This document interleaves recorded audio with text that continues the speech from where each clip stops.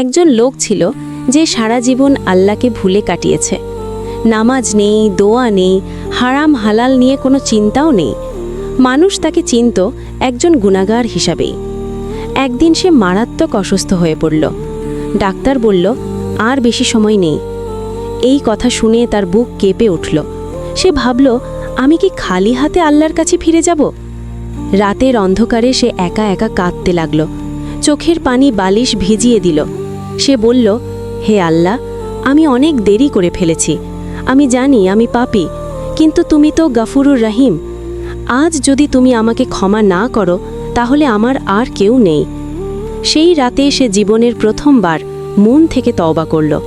পরদিন ফজরের সময় তার কণ্ঠে আর শক্তি ছিল না, কিন্তু ঠোঁট নড়ে উঠল, লা ইলাহা ইল্লাল্লাহ।